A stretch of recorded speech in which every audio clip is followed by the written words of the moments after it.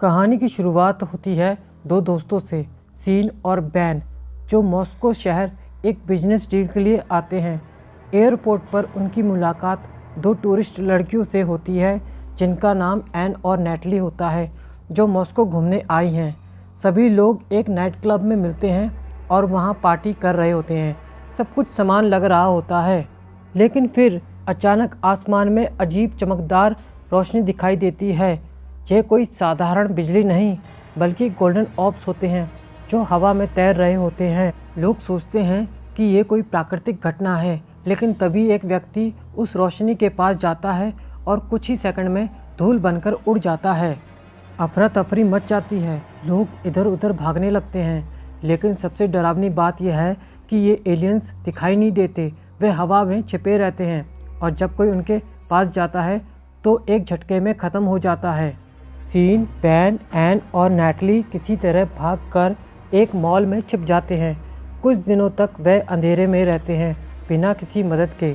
बाहर निकलना मौत को बुलाने जैसा होता है, क्योंकि एलियंस अब पूरे शहर में फैल चुके होते हैं। कुछ समय बाद वे बाहर जाने का फैसला करते हैं और उन्हें पता चलता है कि ये एलियंस बिजली और इलेक्ट्रॉनिक उपकरणों से ट्रैक कर सकते हैं। जब भी कोई बल्ब या मोबाइल ऑन होता है, एलियंस उनकी तरफ अट्रैक्ट होते हैं। अब उनके पास दो ही ऑप्शन हैं, या तो वे छुपे रहें या भागकर कोई सेफ जगह खोजें।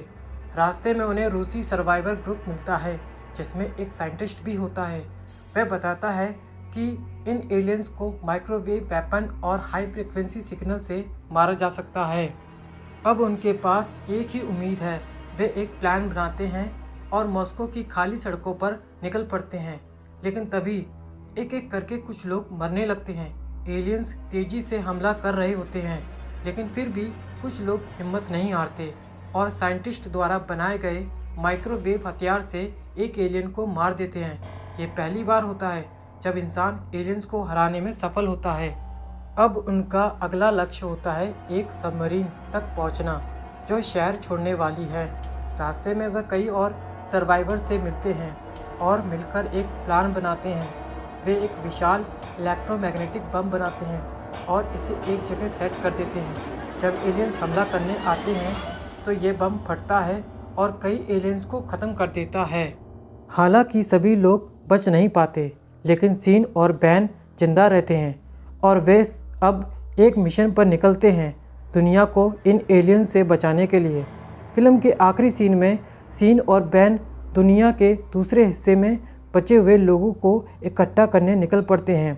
वे समझ जाते हैं कि यह सिर्फ शुरुआत है और एलियंस को हराने के लिए इंसानियत को एक साथ आना पड़ेगा। अगर आपको यह वीडियो पसंद आई है तो लाइक करें, शेयर करें और सब्सक्राइब करना